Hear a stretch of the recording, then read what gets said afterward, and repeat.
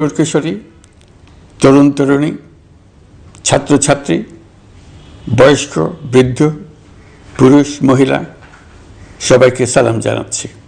আসসালামু আলাইকুম। শুরুতেই স্মরণ করছি মুক্তিযুদ্ধের লাখো লাখো শহীদ এবং গত জুলাই আগস্ট মাসে ফ্যাসিবাদের বিরুদ্ধে ছাত্র শ্রমিক জনতার অভ্যুত্থানে নিহত সকল শহীদকে। সবাইকে জানাচ্ছি আমার সশ্রদ্ধ সালাম ও গভীর শ্রদ্ধা। আরও স্মরণ করছি তাদের ফ্যাসিবাদী শক্তির বিরুদ্ধে লড়াই করে যারা আহত হয়েছে, পঙ্গুত্ব বরণ করেছে, চোখের দৃষ্টি হারিয়েছে, যারা 9 দফা নিয়ে দাঁড়িয়েছে, যারা 1 দফা নিয়ে দাঁড়িয়েছে, যারা দেশকে এক হিংস্র স্বৈরাচারের হাত থেকে বাঁচিয়ে। ছাত্র শ্রমিক জনতার অভূতপূর্ব গণ অভ্যুত্থানের পর ফ্যাসিস্ট সরকার প্রধান পালিয়ে গেলে দেশ সরকার শূন্য হয় সাময়িকভাবে। পুলিশ প্রশাসন এ সময় সম্পূর্ণ নিষ্ক্রিয় হয়ে পড়লে উদ্বেগজনক এক পরিস্থিতির সৃষ্টি হয়। স্বৈরশাসনে বিপর্যস্ত এই দেশকে আমাদের সবাইকে মিলে পুনর্গঠন করতে হচ্ছে। জুলাই আগস্ট বিপ্লবের পর আমরা এমন একটি দেশ হাতে পেয়েছি যার সর্বত্র ছিল বিশৃঙ্খলা। স্বৈরশাসন টিকিয়ে রাখতে আইন শৃঙ্খলা বাহিনীকে জনগণের মুখোমুখি দাঁড় করিয়ে দেওয়া হয়েছিল। বিপ্লব চলাকালে প্রায় 1,500 ছাত্র শ্রমিক জনতার শহীদী মৃত্যু হয়। আমাদের সরকার প্রতিটি মৃত্যুর তথ্য অত্যন্ত যত্নের সাথে জোগাড় করছে। এই বিপ্লবে আহত হয়েছে 19,931 জন। আহতদের জন্য ঢাকার 13টি হাসপাতাল সহ বিভিন্ন বিশেষায়িত হাসপাতালে চিকিৎসার ব্যবস্থা করা হয়েছে। প্রতিটি হত্যার বিচার আমরা করবই। জুলাই আগস্ট হত্যাকাণ্ডের বিচারের যে উদ্যোগ আমরা নিয়েছি তার কাজও বেশ ভালোভাবে এগিয়ে যাচ্ছে। কেবল জুলাই আগস্ট হত্যাকাণ্ডই নয়, আমরা গত 15 বছরে সব অপকর্মের বিচার করব। অনেকেই কমিশনের কাছে অভিযোগ করতে ভয় পাচ্ছেন এই ভেবে যে অভিযুক্ত ব্যক্তিদের দ্বারা তারা আবার আক্রান্ত হতে পারেন, ক্ষতিগ্রস্ত হতে পারেন। আমি আপনাদের আশ্বস্ত করতে চাই, আপনারা দ্বিধাহীন চিত্তে কমিশনকে আপনাদের অভিযোগ জানান। কারো সাধ্য নাই আপনাদের গায়ে আবার হাত দেয়। এসবের সঙ্গে জড়িতদের আমরা বিচারের কাঠগড়ায় দাঁড় করাবই।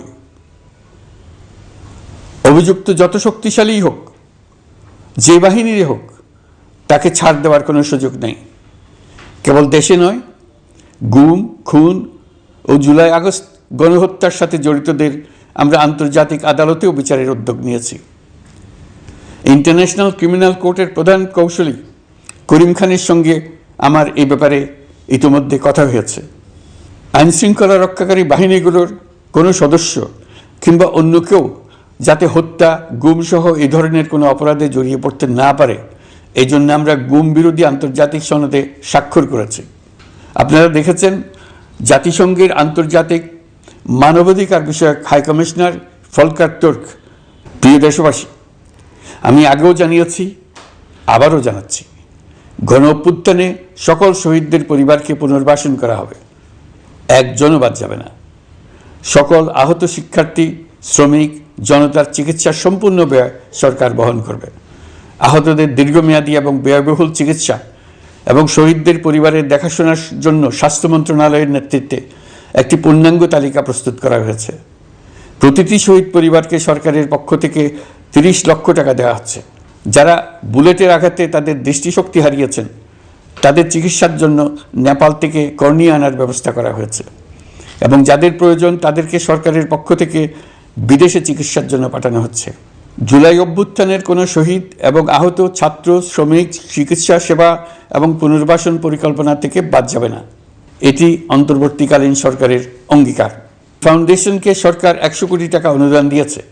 এছাড়াও জুলাই আগস্ট বিপ্লবে শহীদ পরিবারের পুনর্বাসন ও আহতদের সর্বোত্তম চিকিৎসা নিশ্চিত করার জন্য সমাজ কল্যাণ মন্ত্রণালয়ের পক্ষ থেকে $5 মিলিয়ন একটি বরাদ্দ প্রস্তাব অর্থনৈতিক সম্পর্ক বিভাগের মাধ্যমে বিশ্ব ব্যাংকে পাঠানো হয়েছে।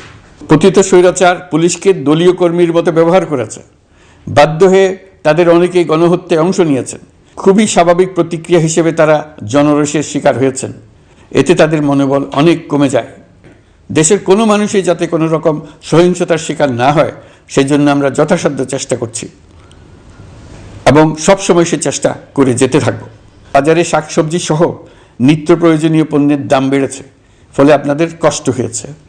নিত্য পণ্যের দাম সহনীয় পর্যায়ে রাখতে আমরা যথাসাধ্য চেষ্টা করছি। বাজারে ডিমের সরবরাহ বাড়ানোর জন্য আমরা 9.5 কোটি ডিম আমদানির অনুমতি দিয়েছি। এই জন্য প্রয়োজনীয় শুল্ক ছাড়ও দেওয়া হয়েছে। দ্রব্যমূল্য নিয়ে আমাদের কোনো লুকোছাপা নেই। মূল্যস্ফীতির পূর্ণ তথ্য জনগণের সামনে তুলে ধরা হচ্ছে। মূল্যস্ফীতি রোধে উচ্চ সুদের হার নির্ধারণ সহ একাধিক নীতিগত সিদ্ধান্ত নেওয়া হয়েছে, যার মধ্যে রয়েছে শস্য আমদানিতে এলসি সীমা অপসারণ এবং সরবরাহ চেইন সংক্ষিপ্ত করা। সামান্য হলেও জ্বালানি তেলের মূল্য কমানো হয়েছে। শিল্প কারখানায় গ্যাসের সরবরাহ বাড়ানোর উদ্যোগ নেওয়া হয়েছে, যাতে স্থানীয় পর্যায়ে উৎপাদন ব্যাহত না হয় এবং রপ্তানি ক্ষতিগ্রস্ত না হয়। গণশুনানি ছাড়া নির্বাহী আদেশে বিদ্যুৎ গ্যাসের দাম না বাড়ানোর সিদ্ধান্ত নেওয়া হয়েছে। পরিবহন খাতে চাঁদাবাজি বন্ধের চেষ্টা করা হচ্ছে। আমরা আশা করি বাজারে রাজনৈতিক দলগুলোর সঙ্গে আমাদের নিয়মিত যোগাযোগ অব্যাহত রেখেছি। বিভিন্ন ইস্যুতে তাদের মতামত নিয়ে যাচ্ছি। সরকারের সিদ্ধান্ত গ্রহণে এসব মতামত অনেকাংশে প্রতিফলিত হচ্ছে। চলমান সংস্কার প্রক্রিয়ায় তাদের প্রতিটি মতামত সক্রিয়ভাবে বিবেচনায় নেওয়া হচ্ছে। আমরা আশা করছি নির্ধারিত সময়ে ডিসেম্বর-জানুয়ারির মধ্যেই সংস্কার কমিশনগুলো তাদের সুপারিশমালা সরকারের কাছে পেশ করতে পারবে। সকলের ঐক্যমত্যের ভিত্তিতেই আমরা সংস্কার প্রস্তাব চূড়ান্ত করব। নির্বাচন কবে হবে এই প্রশ্ন আপনাদের সবার মনেই আছে, আমাদের মনেও সারাক্ষণ আছে। আপনারা লক্ষ্য করেছেন নির্বাচন আয়োজনের লক্ষ্যে আমরা প্রয়োজনীয় পদক্ষেপ নিতে শুরু করেছি। নির্বাচন কমিশন ভোটার তালিকা হালনাগাদ সহ আরও কিছু কাজ শুরু করে দিতে পারবে, যা একটা অবাধ নির্বাচনের সাথে সরাসরি সম্পৃক্ত। প্রথমবারের মতো প্রবাসী বাংলাদেশিরা পোস্টাল ব্যালটের মাধ্যমে যাতে তাদের ভোটাধিকার প্রয়োগ করতে পারে, সে লক্ষ্যেও সরকার কাজ করছে। রাষ্ট্র ব্যবস্থায় সংস্কার আমাদের এই সরকারের অন্যতম অঙ্গীকার। আপনারাই আমাদেরকে এই ম্যান্ডেট দিয়েছেন। যেই 6টি সংস্কার কমিশন আমরা শুরুতে গঠন করেছিলাম, তারা ইতিমধ্যে তাদের কার্যক্রম অনেক দূর এগিয়ে নিয়েছে। বিভিন্ন গণমাধ্যমে আপনারা তাদের কার্যক্রমের আপডেটও দেখছেন। প্রথম 6টি সংস্কার কমিশনের মধ্যে একটি হলো নির্বাচন সংস্কার কমিশন। নির্বাচন অনুষ্ঠানের জন্য এই কমিশনের সুপারিশমালা অত্যন্ত জরুরি। তাদের প্ল্যাটফর্মে যান, আপনার মতামত খোলাখুলিভাবে তুলে ধরুন। আপনি দেশের মালিক, আপনি বলে দিন আপনি কি চান, কিভাবে চান। নির্বাচন নিয়ে আপনাদের সকল বক্তব্য বিনা দ্বিধায় বলতে থাকুন। আপনার মনের কথা তুলে ধরুন। আমার অনুরোধ, সংস্কারের কথাটাও একই সঙ্গে বলুন। সংস্কারকে পাশ কাটিয়ে যাবেন না। নির্বাচনের কথা বলার সঙ্গে নির্বাচন ও অন্যান্য ক্ষেত্রে সংস্কারের কথাটিও বলুন। সংস্কার হলো জাতির দীর্ঘমেয়াদী জীবনী শক্তি। সংস্কার জাতিকে, বিশেষ করে আমাদের তরুণ তরুণীদের নতুন পৃথিবী সৃষ্টির সুযোগ দেবে। জাতিকে বঞ্চিত করবেন না। নির্বাচন আয়োজনে যে সংস্কার কমিশনের সুপারিশমালায় রাজনৈতিক দলসমূহ এবং দেশের সকল মানুষের মতামত অপরিহার্য, সেই কমিশন হলো সংবিধান সংস্কার কমিশন। এই সুকীয় সংস্কার কাজ শেষ করেই আমরা আপনাদের কাঙ্ক্ষিত নির্বাচন আয়োজন করব। ততদিন পর্যন্ত আমি আপনাদের ধৈর্য ধারণ করার অনুরোধ করব। আমরা চাইব আমরা যেন এমন একটি নির্বাচন ব্যবস্থা সৃষ্টি করতে পারি যা যুগ যুগ ধরে অনুসরণ করা যাবে। এর ফলে সাংবৎসরিক রাজনৈতিক সংকট থেকে আমাদের দেশ রক্ষা পাবে। এই জন্য প্রয়োজনীয় সময়টুকু আমি আপনাদের কাছ থেকে চেয়ে নিচ্ছি। নির্বাচনী সংস্কারের সিদ্ধান্ত হয়ে গেলে খুব দ্রুত আপনারা নির্বাচনের রোডম্যাপও পেয়ে যাবেন। অন্তর্বর্তী সরকার সৃষ্টি হয়েছে রাজনীতিকে নীতির কাঠামোয় আনার জন্য এবং রাজনীতির জন্য নতুন পরিবেশ সৃষ্টির নিবিড় আকাঙ্ক্ষা থেকে। এই আকাঙ্ক্ষা পূরণ করা থেকে জাতিকে বঞ্চিত করবেন না। নির্বাচনের ট্রেন যাত্রা শুরু করেছে, এটা আর থামবে না। কিন্তু যেতে যেতে আমাদের অনেকগুলো কাজ সেরে ফেলতে হবে। এই ট্রেন শেষ আসবে সেটা নির্ভর করবে কত তাড়াতাড়ি আমরা তার জন্য রেল লাইনগুলো বসিয়ে দিতে পারি, আর তা হবে রাজনৈতিক দলসমূহের ঐক্যমত্যের মাধ্যমে।